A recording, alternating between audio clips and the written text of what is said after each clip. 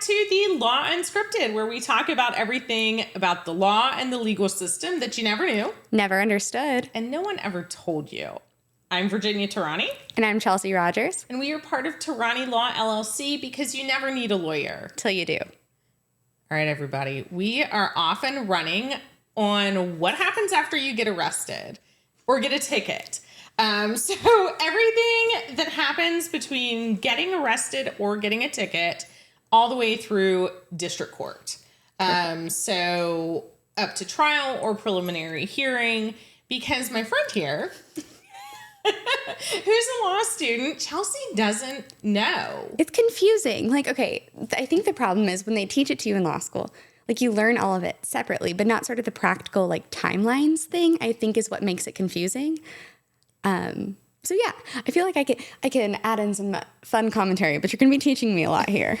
No, it's good. And I think this is a good back and forth for anyone who's a law student who is learning these things in the book and they don't have a proper understanding of how it actually works. What those like you said, what the timelines are. Yeah. Because I understand it. You actually thought it was a very quick timeline. And I was like, woo, hold on. Hello, speedy trial, right? Like I thought we were on Not it. that speedy. Right? Like, yeah, in my mind, you were like, okay, you're arrested. The next day you're arraigned. Like a week later, you like have a prelim hearing. That would be great if it worked like that. But yes and no. It's generally most prosecutors and criminal defense attorneys would agree that it's not good to be that quick. Right.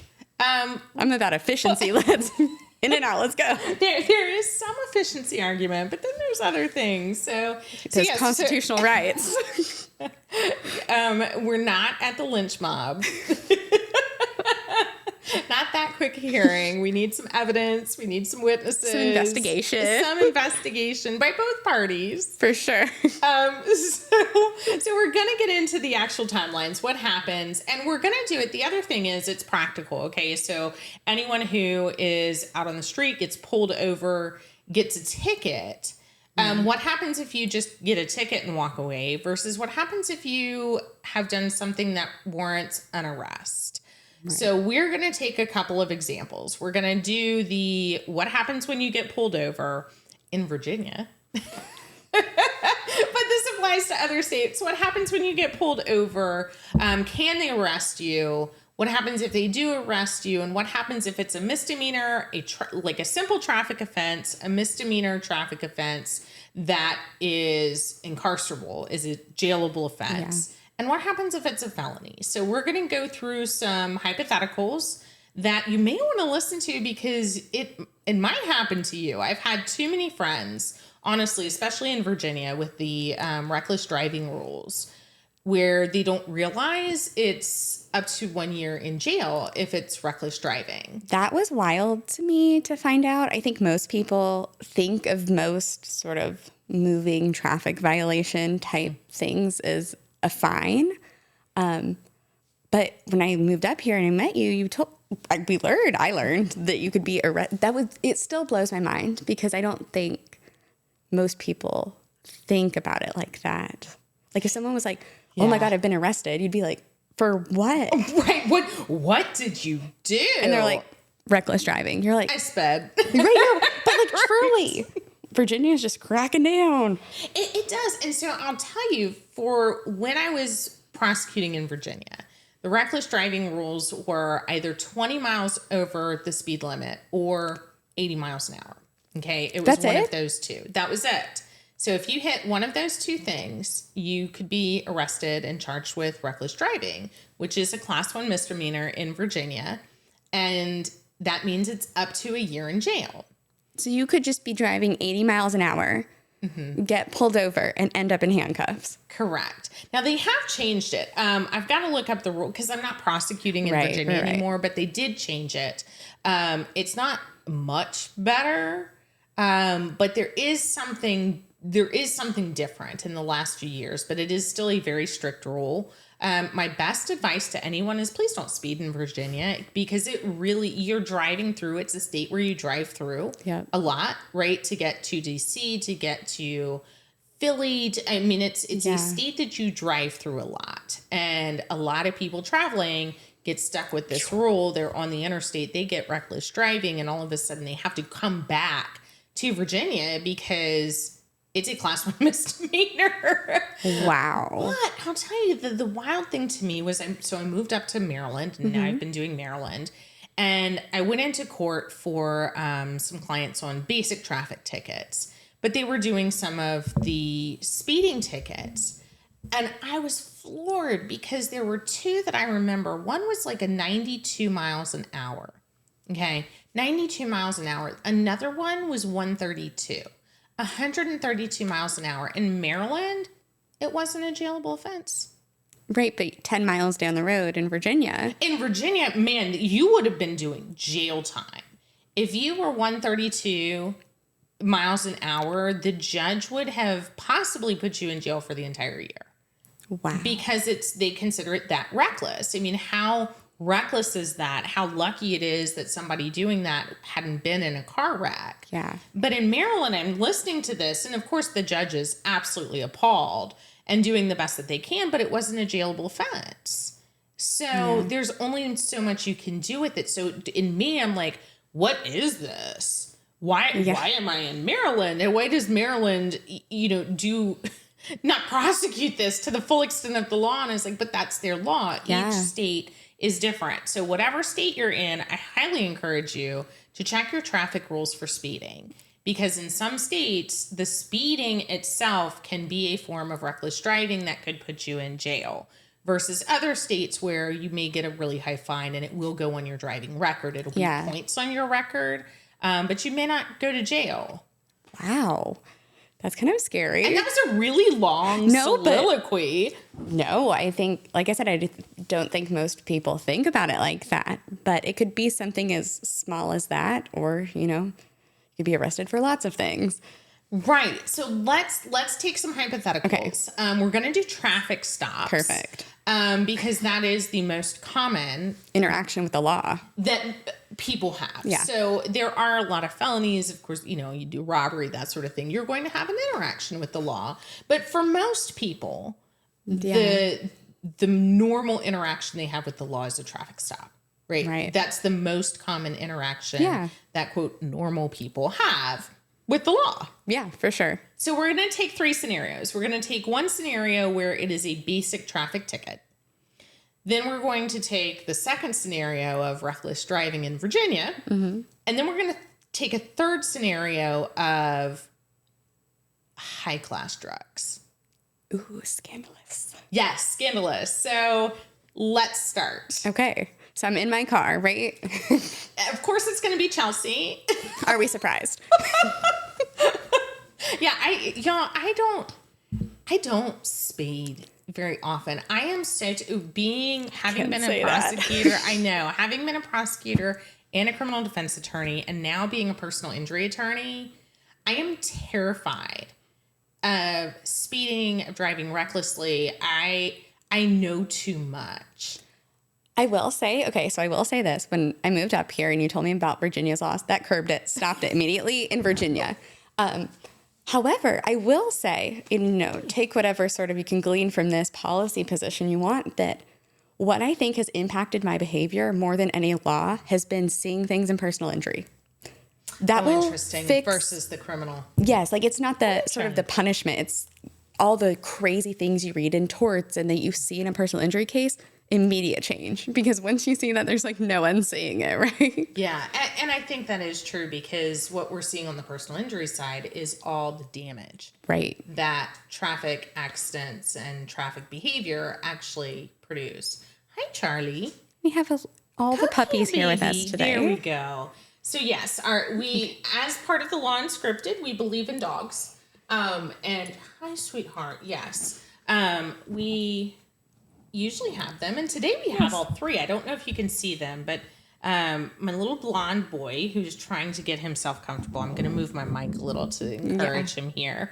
That's the one sitting on me right now. This is a blonde or golden Cocker Spaniel. So sweet. One of the most common Cocker Spaniels. This is Charlie. I don't know if the camera's picking it up, but to my left side against my leg is my other Cocker Spaniel, a merle colored Cocker Spaniel named Willow. And I don't know if they can see the one next to you, Chelsea. I don't know, but it's Sky and she has her little sweater on, and I'm not petting her because she is asleep. She's so cute over here. Yeah, she's a little silky terrier, kind of like a Yorkie. And she is little and she gets really cold. It's kind of cold this season. So we do have her in a little sweater. If you can see her on the camera, we're not sure where the lines are today, but Charlie really wants to be with somebody. Come here, Charlie. There we go. So we're trying to make this happen while we have Chelsea speeding. Great. So I am speeding. I'm like, I'm sorry on the down. microphone and the audio, especially the podcast listeners. Many apologies, but hopefully you understand that it's all in support of the dogs. Absolutely. And Chelsea speeding. And I'm speeding, right? Like I'm listening to my true crime podcast, my murder podcast, or I'm yes, of course, singing along to Taylor Swift, like All Too Well, jamming out, and woo woo, got the sirens, got the lights behind me, right? How do you make insert that special effect? So I, immediately start crying, pull over on the side of the road. Start crying. Look. This is real, y'all. Truthfully, before I went to law school and met Virginia, I used to speed a lot in Georgia. Like, I don't think I ever drove the speed limit, so of course I'd been pulled over a fair amount of times. So you get over the side of the road, the cop comes up. While you're crying. Oh my God. Okay. And I'm assuming he says, do you know how fast you were going? Yes. A question you should never answer. Yes. Many people are like, no, or yes. The best kind of response is as vague as possible. Yes. Well, possibly. My cruise control was set. Maybe. How fast do you think that I was going?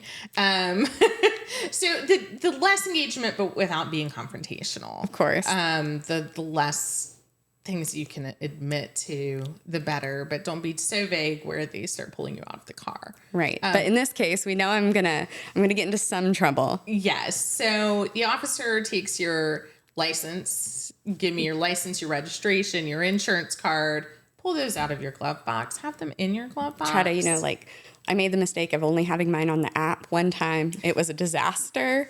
I recommend the hard copies. Yeah, and what happens is you're more likely to get another charge. Right. If you don't have it accessible, especially in Maryland.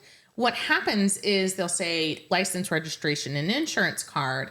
And people are like, oh, well, I have my insurance card on my app, but they're nervous. Yeah. And they can't find it quickly enough. And you only have so much time, according to the law, to produce it. Right. So what will happen is Chelsea can't produce it in time because it's on her app, which apparently she's deleted off my phone for storage or whatever. So she has insurance, but she can't pull it up in time. She doesn't have the physical copy. She can't pull it up in time. So what's likely to happen in Maryland is, oh, wow, okay, here's your speeding ticket, but now I'm also charging you with failure to have insurance or failure to produce insurance in a timely manner, which is a whole nother charge in Maryland. So now Chelsea's got two. Okay, so Chelsea's got two bad traffic day tickets. over here. Very bad day. Here's your speeding ticket. Here's your ticket for failure to produce your insurance card in time. Check the court for the date that will be coming soon. Great. And I get to drive away very slowly as the cop is still watching me. And really get a cry on the way home, right? Yes, but exactly. I am leaving. You are leaving. You should be leaving the scene, assuming your registration is good, assuming your license is not suspended. Right. Let's assume that it's not. She gets to drive away. She has a summons, which is a summons to appear in court for her tickets. If it is just a standard ticket, and even in Virginia, check your states, but most states will have tickets that are prepayable. So you can choose to prepay. When you get home, you're like, I don't want to deal with this. I don't want to go to court. I'll prepay them. It's usually a high fine that you get that you're prepaying. And there will be points on your license if you prepay. But for the insurance, you're going to have to come to court. Okay. And what happens then? So you are summoned to court. You will get something in the mail that says, here's your court date. Or in Virginia, they'll go ahead and give you a court date. Oh, wow. And you will have to appear for your court date. And here's where you were arraigned. Okay. Okay. So we still get in this, here's your charge. You have been charged with the following crime. Yes. So it's telling you what you've been charged with. Here's the crime. Here's what it's punishable by. You can be punished by a fine of this amount and or jail of this amount. So they have to tell you this. You plead guilty or not guilty. And then depending on the state that you're in, if you produce your insurance, they'll dismiss the charge where you say, look, I really do have insurance. I was just panicked. I'm sorry. I panicked. I couldn't pull it up in time. A lot of times they'll dismiss it, but it depends on your state. It depends on your judge. It depends on your driving record. And they don't have to. They don't. So check your state, check what's going on. But also some of the time, if you actually appear in court and fight your other ticket, your speeding ticket, they will sometimes reduce it. Where if you were going 80 miles an hour, they'll reduce it down to 70 miles an hour because it's fewer points on your license. Okay. So you want to ask them, can you reduce it? Here's my excuse. Here's why I was speeding so much. And they'll often reduce. But what if I say, I was not doing it? I was not speeding. Prove it. You can absolutely do that. That is a defense to anything is I didn't do it.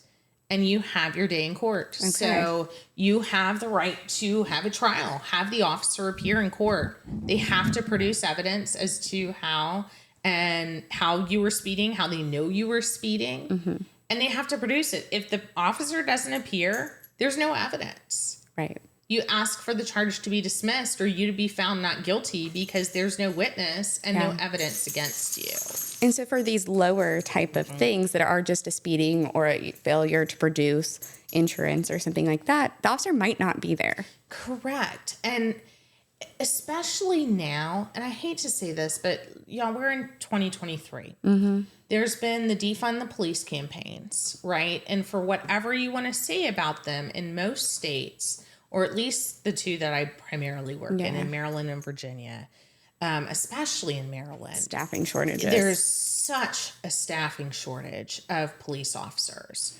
where people don't want to be police officers in the current climate. So they're having mass retirements of people who are retiring earlier than they normally would have.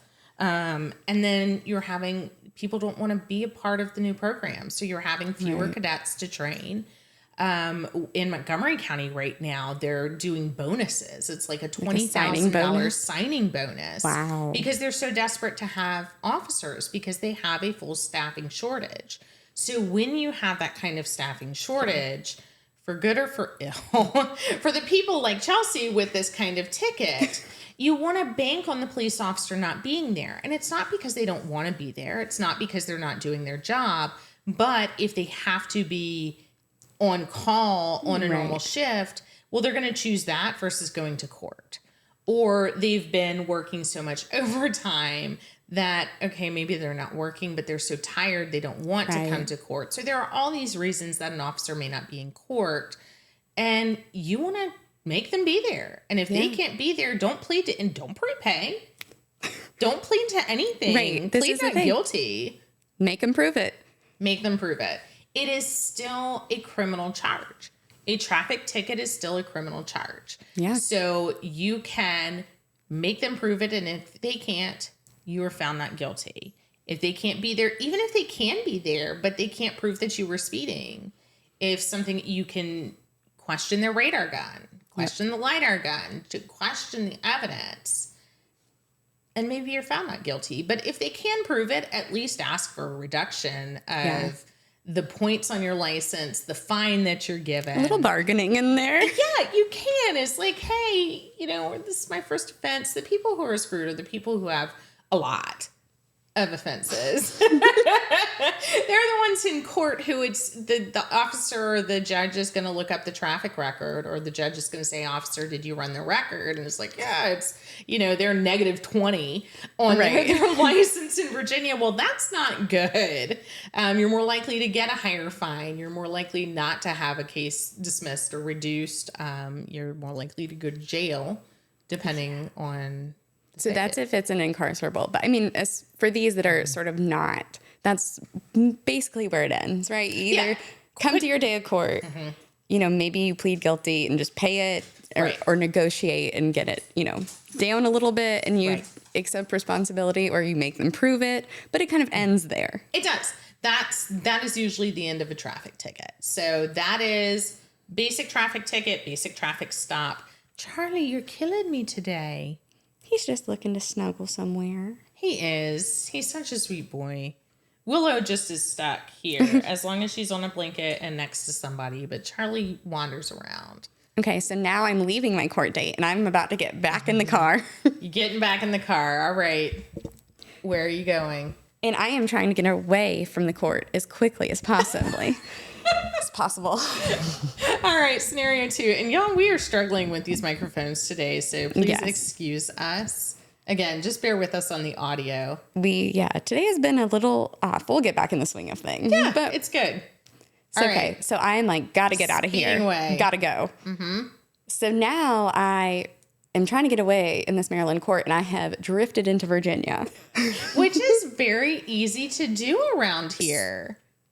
In one of my apartments, I used to drive through Virginia into Maryland to go to campus. Like, it is... To go to D.C.? Yes, to go to D.C. So, I mean, I would be in all three multiple days a week. And you're really on, like, the same road. So, I have now drifted into Virginia. And this is the thing, for those of you who don't know, this area, and it's called the DMV area. It's so compacted. It's very compact between D.C., Maryland, and Virginia. And this is Northern Virginia. And there's the Beltway. Yes. Which you're driving 495, 395, 66. All of these are right close to each other. I do not like driving in D.C. It stresses me out. Some people don't mind it. It really stresses me out. I used to drive in Alexandria and Arlington when I lived in Virginia, and I cannot explain it, but somehow I would end up on one of the bridges crossing into DC. Yep. I was in Arlington, and the next thing I knew, I was in DC, and I had no idea how I got on that bridge. But once you're on the bridge, you can't get off, and there's DC. So this is truth. Yeah. And around here, it is such, like you said, closely compact. Yeah. So it is very easy to drive from one little state and jurisdiction right into the other. So now you're in Virginia. Which, again, just drives home the point that the laws are different. You might not even know you have crossed state lines and you have entered a whole new territory. Mm-hmm. So I'm doing what I was doing in Maryland. Yeah. But maybe a little bit faster, a little bit more dramatic. Through Virginia, and here we go again. We got lights and sirens. I'm getting pulled over. What happens here? Okay, depending on your speed, and let's say it's a high speed. Let's put you at 90. Let's put you there. Yeah. You are definitely going to have a reckless driving charge. So now lights and sirens are coming. You're pulled over. You're asked for the same thing, your license, your registration. And say I have all of it now. I just left the court in Maryland. Now you have it because you learned your lesson. You pull it out of your glove box. You produce it. But it doesn't matter because this is reckless driving. And reckless driving in Virginia is a full Class 1 misdemeanor up to a year in jail. Charlie, come on. Come on. There we go. Aww. We're trying to get him finally got settled. There we go. Okay, so here. So now you are more likely to be arrested. Ma'am, will you please step out of the car? Right? Yes. Yes. So. Okay, so we're going to walk through what happens if you're arrested for a misdemeanor in Virginia. Okay. So, ma'am, step out of the car. I'm crying at this point, obviously. You know? You're crying even harder. You've called your mom. Mom, I'm going to jail. I think my mom would...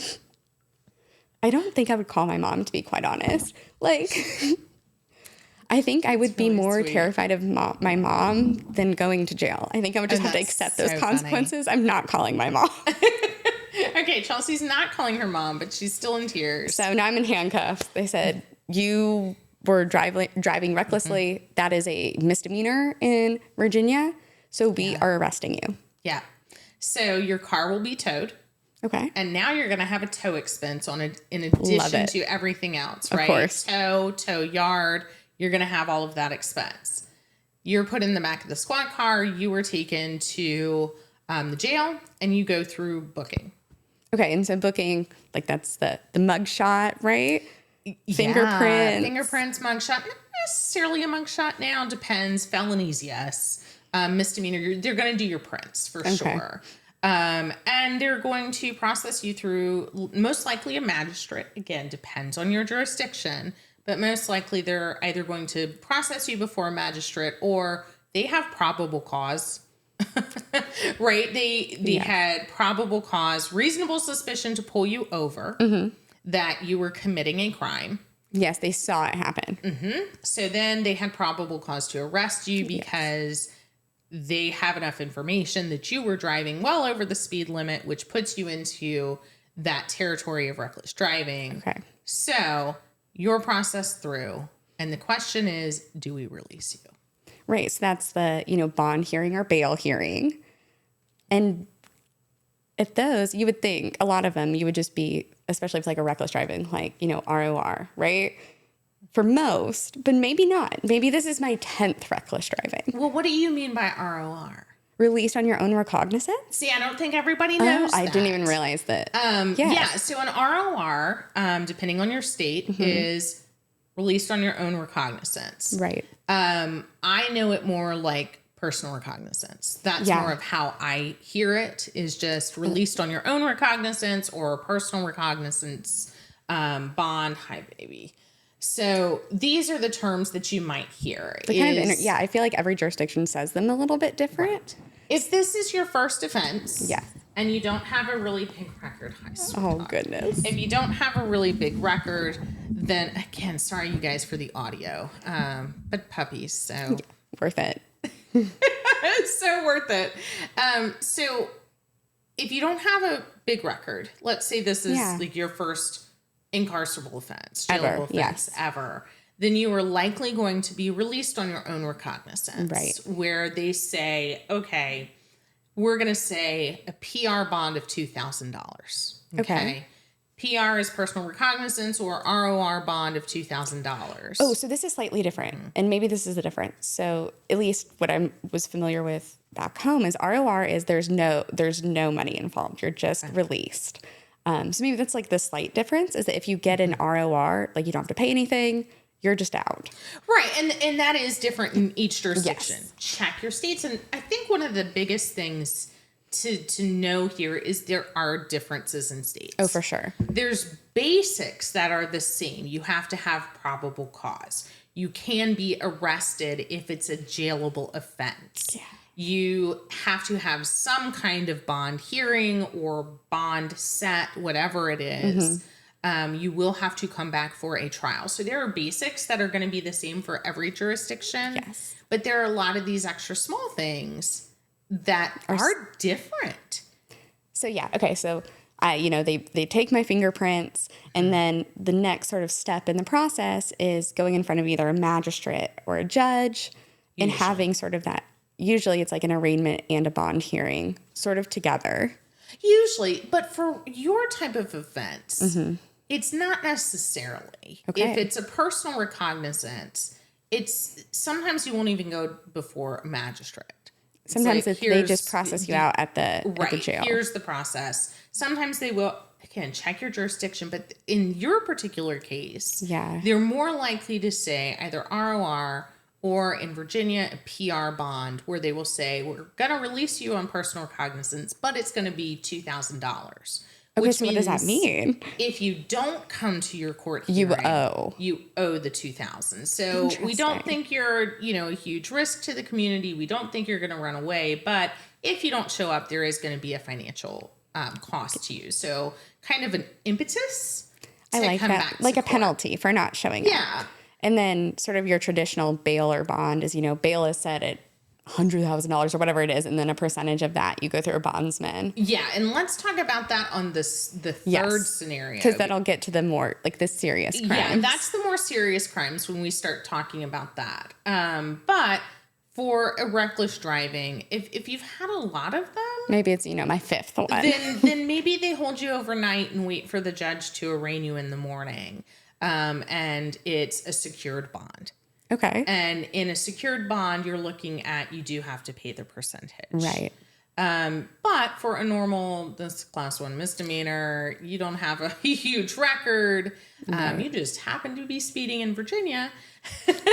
They're more likely to release you on your own recognizance, but now your car is in the tow yard. Yes, I have a question for you. That just in your experience as an attorney, and I have what my guess is going to be. At this point, most people probably don't have an attorney that they've contacted, that they know. Correct. So they are just sort of being shepherded through this process. And probably when they're released, that's when they go and look for an attorney. Usually, yes, is they get But released. hey, maybe if it's their 10th one, they know. They already have it. They know the drill, Joe, right? Here I am again sitting in the car. I'm about to be arrested. Can you come down to the station? Okay, perfect. So then, you're released, but you're not done. You're not done because you have to come back to court. I can't just pay a fine on this one. Not on these. On these where it's a jailable offense, you cannot just pay a fine. If it's Maryland and, you are driving on a suspended license, it's a jailable offense. You have to come back to court. You have to show up in front of a judge. So you'll get that little summons in the mail, right? Correct. You'll get the summons either when you're released or they'll mail it to you. Okay. You had better have your mailing address up to date with the Department of Motor Vehicles, whatever they call it in your state. It's the Department of Motor Vehicles in Virginia. It's the MVA, or Motor Vehicle Administration, in Maryland. So your driving administration, right? Make sure your address is up to date there, because whatever address is on your license is the address they're going to use for court. And if they mail the summons to the address that you have listed on your license and that is not your address, you need to change it immediately with the court and with the Department of Motor Vehicles, because they're going to send you court documents. And if they send it to the address of record, you had notice. And if you don't show up for your court date, that's on you and you will get an arrest warrant. Scary. Yeah. I'm reminding myself I need to update my address on my driver's license. Oh, God. Put a pin in that. Yes, please. Still says do Georgia. that. Like, I have no. God, Chelsea. Good thing I take the metro.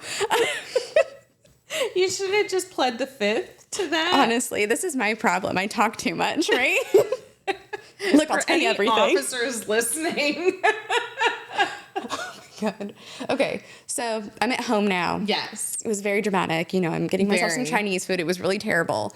So You're trying to figure out how you're going to pay the $400 for the tow. right, and also now I'm an your car attorney. So Yes, this is the so point. now you're going to pay an attorney.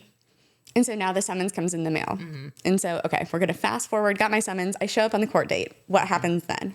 Well, depending on whether you were arraigned by a judge or a magistrate at the jail, let's assume you weren't. Let's assume you got a personal recognizance bond, you were released, you got a summons. You come back to a court date to be arraigned. Okay. And that's the arraignment is when the judge, kind of like we said before, the judge tells you, here's the charge that you have. And you enter your plea. Here's the See, it's all connecting now. and you plead guilty or not guilty. And if it's an incarcerable, they have to tell you, they have to advise you of your right to counsel. So they have to tell you at that time, because it's an incarcerable offense, you're entitled to counsel. Right. If you do not have the money to pay for an attorney, you can fill out this form and get an attorney. That sounds like a fun little thing called Miranda, which usually happens before, but it hits on the same rights. It's very similar. So Miranda is you don't have to say anything, right? So that's your right not to incriminate yourself.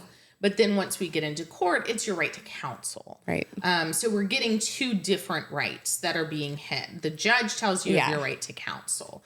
There is the Miranda warning, which is that says I've been watching too much Law and Order. It's in my head. It's on the brain. Yeah. So in the Miranda warnings, there is counsel. But it's more seen that the judge has to advise you. Right. By law, they have to advise you of your right to counsel Yes. if it's an incarcerable offense. And then if you don't have enough money, they have forms that you fill out to see if you meet the threshold. To get where- a public defender, because I'm a broke Yeah. I'm a broke law student. Let me go ahead and fill out that form. Yeah, and if your assets do not, exceed your debts, if Right. you only make so much money per year, you could very well qualify for a public defender. So there is usually the public defender's office there to give Amazing. you a form to sign you up. If you make too much money, they're going to say you can get an attorney of your own, and then they give you a new court date for trial. Okay, so now this in between time is just Yes. you're kind of meeting with an attorney, either the public Hopefully, defender or someone yeah. you've hired, and we're gonna fast forward. All right, now it is trial Trial day. date. And now, as in contrast to sort of like a higher level felony or something, you're not really having these type of hearings generally in between the trial date. I mean, you Not might, usually. but not usually. Yeah, if it's a misdemeanor, usually there's not much in between your arraignment and your trial. Maybe a continuance hearing or a continuance request. Yeah. That's the most common. It's like scheduling things. Right. Sometimes there's another bond hearing, but that's really if for some reason you were still in jail. There are a lot of other issues we can talk about on the Yeah. felony side, but that's usually you've got an arrest warrant on something else, or you've got a really bad record and they're afraid of you driving at all. Kind of thing. Fair, honestly. But yeah, usually it's arraignment to trial in a misdemeanor setting. And at this point, you go to trial and you can have a full trial. Absolutely. Just like a traffic ticket. So You in can Maryland and have a full Virginia, can trial. you have a jury trial for misdemeanors like this? Yes. Okay. You can. Because it's incarcerable, you have the right to a jury trial. So here we hit on another right that you have. Yes. You do have the right to a jury trial, but you have to be careful. Because in Maryland, if you ask for a jury trial, boom, there it is. You go across the street and have a jury trial, depending on the court. In Montgomery County, again, this was a surprise. Maybe you remember this from another episode, but it was a surprise to me that it was They just that scoop you on quick. and take you over. They're like, you want one? Here it is. And then your attorney has to be ready to choose a jury and have jury instructions, Yeah. that sort of thing. But normally, in a lot of other courts, they will then hunt it up to circuit court and set a date for a jury trial. But do check your jurisdiction because You you never might be know. surprised it's happening then. But you do have the right to a jury trial. And if you request it, just be prepared that there will be a jury trial. It may or may not be that day, but yeah, you can do it. Okay, so let's say we go through the trial. There is overwhelming evidence that I am found guilty. What happens then? Am I immediately, Law and Order style, escorted out of the courtroom? Possibly if you've been sentenced to jail. Okay, so if you're found in Virginia, let's say you were doing 90. Yeah. And the judge thinks, you know what, I think that is an appropriate amount of speed, that you should do at least a couple days in Okay. jail. Judge sentences you to 5 days in jail. Okay, he gives you 6 months of jail time, suspends all but 5 days. So funny. These are likely in Virginia. Okay, so Yes. And is that usually because I actually don't know this? See, sometimes I know the answers to the questions I'm asking. Sometimes you just don't know. So in these sort of things, like in Virginia, at a misdemeanor for a reckless driving, are they sentencing at the same time or are they doing it separately? usually most states, Maryland and Virginia and other states, usually it's the same time. Okay, usually with a misdemeanor trial, you have your trial on guilty or not guilty, and then immediately have sentencing. Now you get to argue. Yes. Okay, so the defense attorney, the prosecution says she's been found guilty. She was going 90 miles per hour. Judge, this is extremely reckless. She put so Right. many people in danger. We believe at least a couple days in jail is warranted. And the defense says she's in college, you're going to ruin her life. And then the judge weighs that and then sentences. Right. In this case, we're going to sentence you to 5 days in jail. Now Inconvenient, but not life ruining. but not life ruining. But your defense attorney stands up and says, "Don't take her now. Let's have her do weekends." I'm sorry, what? That's available as an option? Just check myself into jail for the weekend? And this is why we're talking. Because you don't know you have that option. No, I didn't know I could request when I wanted to attend jail. Sometimes you can. Depends on your jurisdiction. Break that one down for me. Most of Virginia, now, it may not be given to you, but in Virginia, there's usually an option in each jurisdiction for you to do jail on the weekends.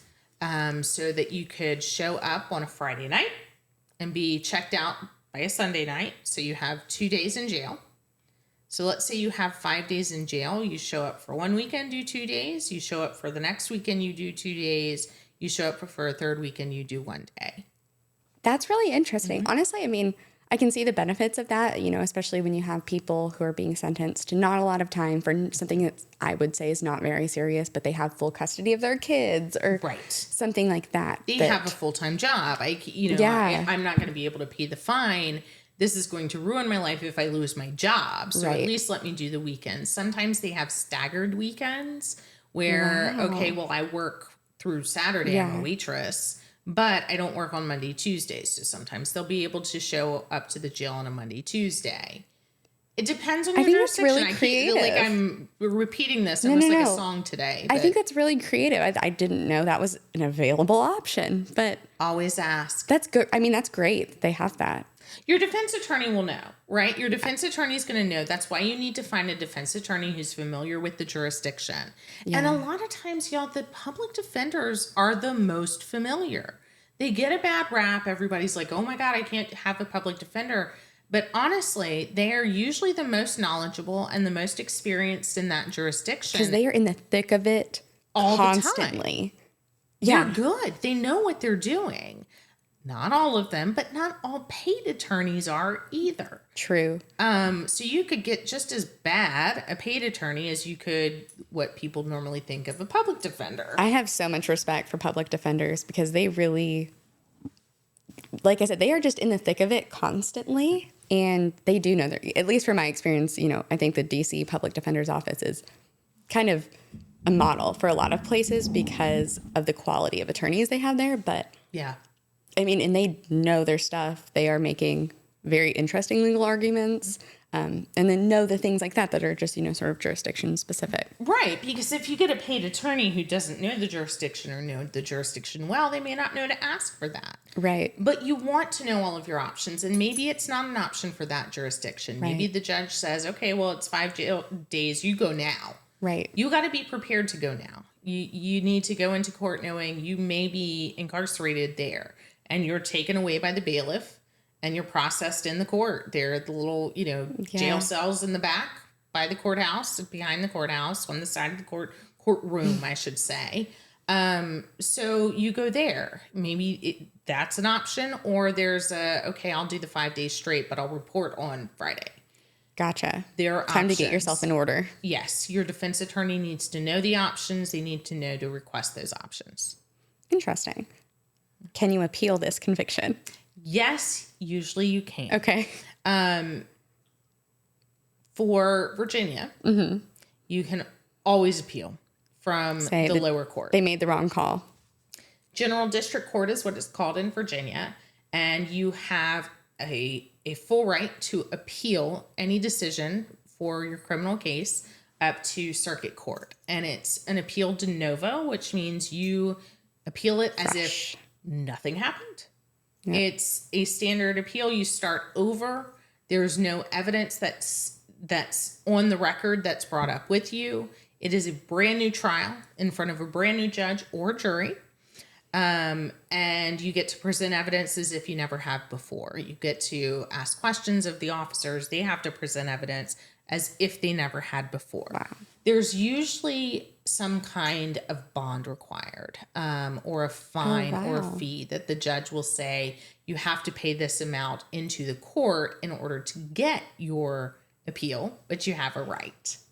That seems prohibitive, but wow. It sometimes is. And it's a question the defendants have to say, well, am I willing to pay $5,000 into the court to get my appeal? Or is it just not worth it because now I'm, Yeah. putting $5,000 to get my appeal? But there's is sometimes an appeal bond is what it's called, and you would have to put in money in order to do that. Okay. This is my last question for these lower offenses. So for these lower type of things, like a reckless driving, like these very low level misdemeanors, how much do you see sort of a plea bargaining sort of dynamic with with the prosecutor's office saying, if you're going to keep the charge at reckless driving, we're going to trial and you're going to have to prove it. Not really fun for anybody to have to do that, right? And so is there sort of like, oh, we'll drop it down to the highest speeding? Does that happen a lot? Oh, all the time. All the time. You try to do plea negotiations. Now, there are some courts, there's at least one or two jurisdictions in Virginia. I can't remember which counties they are, but there's at least one or two where there is no plea bargaining. None. Like, it's not allowed, or it's like a policy? The policy for the offices, there's no plea bargaining. So every day they show up and they try every single one of their cases. I'm fascinated about this because I took a plea bargaining class last semester that I loved, but that was sort of everyone's solution, I think, in the class, just how people are oriented was like, get rid of plea bargaining. It's not as simple as that. It's not as simple. So I would be so curious to look just at these sort of case studies in counties that do this, what that looks like there. I will tell you, I would not want to prosecute in that county. Because if you are taking that many cases to trial every single day, talk about some burnout. Yeah. I mean, yeah, you have a right to a trial and we're going to force you to take your right to a trial.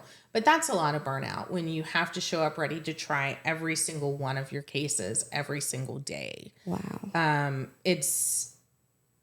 I don't think it's very efficient or effective, but it is a justice system and you don't have the right to a plea bargain. Yeah. You have the right to a trial and they are giving you the right to your trial. Right. I mean, that's the theory of how it's supposed to work, is that the government is supposed to meet this burden of proving something, and sort of plea bargaining gets rid of that.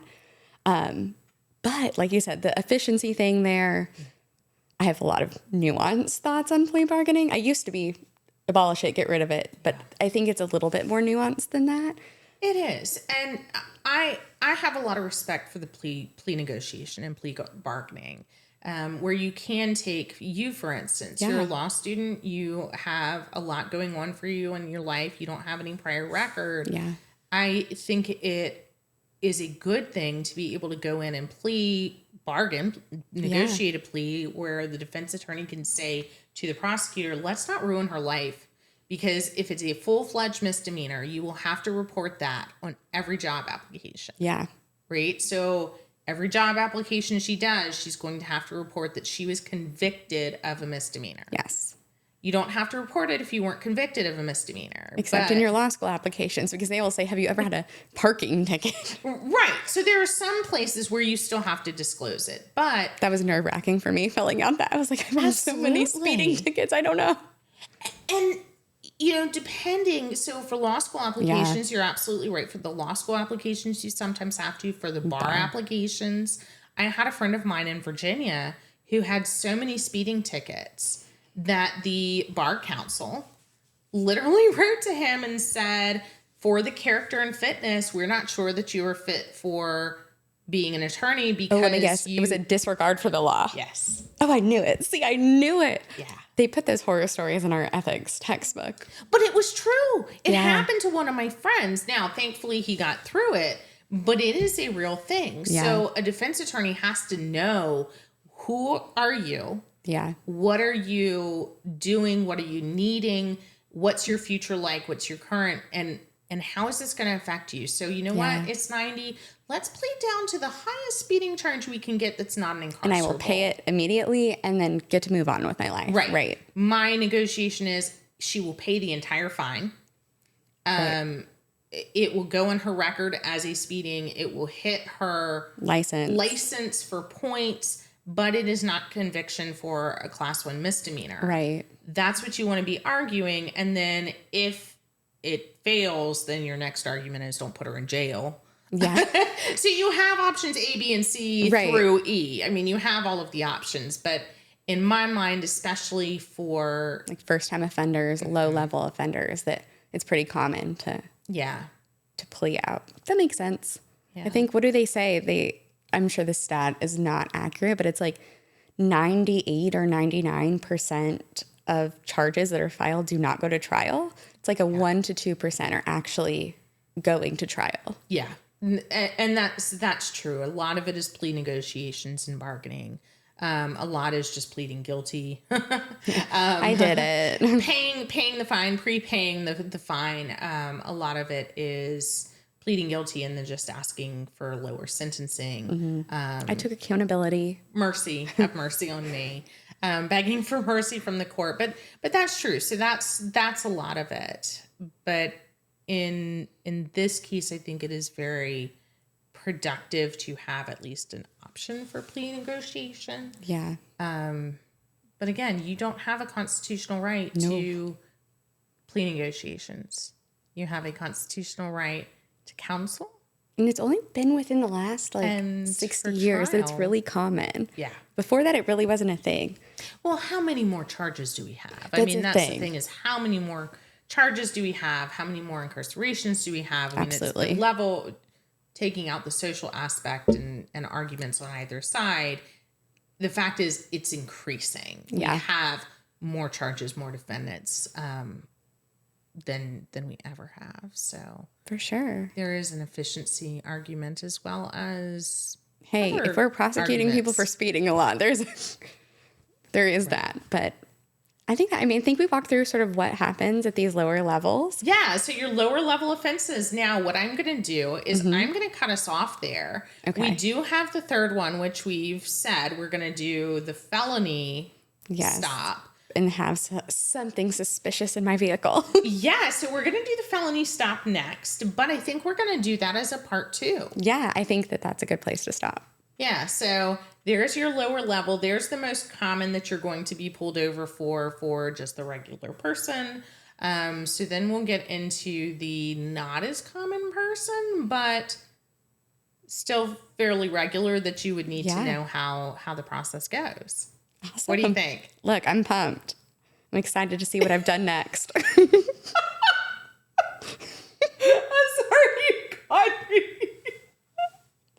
Yes, as Chelsea is the example, this is very exciting. So stay tuned as to what horrible crime she's committed next in our hypotheticals. Yes. Thankfully. These are not real life examples of what Chelsea has done. These are hypotheticals. Yes, of course. But that's But hilarious. yeah, but there's a lot more steps sort of with these higher levels. So we'll dig into that in our part 2. Yeah, so stay tuned for part 2 of what to do if you've been pulled over and charged with something. Right. Yeah. So that's Awesome. where we are. Hey, if you like us, we would love for you to hit the like button, hit the subscribe button, do a review, do a comment. It helps us to continue the program so that other people have access to it too. The more that we have that interaction and engagement, the more that other people get notice of it. You can get reminded the next time that part 2 comes up, so you're more likely to see it, also have access to it. So I think that that's a positive thing, and we would love for you to do that. Drop a comment, drop an idea of what you would like to see us talk about regarding the law and how normal people end up coming into contact with the law for criminal, civil, whatever it is. And we would love to do that next time. Yeah, for sure. If you have something interesting in your jurisdiction that's a little bit different than what we talked about, we'd love to hear it, or questions, or pretty much anything. We love interacting with you guys. And Yes. So stay tuned because we are here to answer all your questions that you didn't know. We are not giving legal advice. We are giving scenarios and hypotheticals and saying the types of examples that we've seen in our jurisdictions. Do check your own. Do consult your own attorney. We are not your attorneys. I am not a attorney. She is not an attorney at all. She is our hypothetical example as a law student. But do talk to your own attorney. Do question your own jurisdiction. But in general, hopefully this is a little bit of an idea of what happens overall. And we will catch you next time. We are with Tarani Law LLC because you never need a lawyer. Till you do.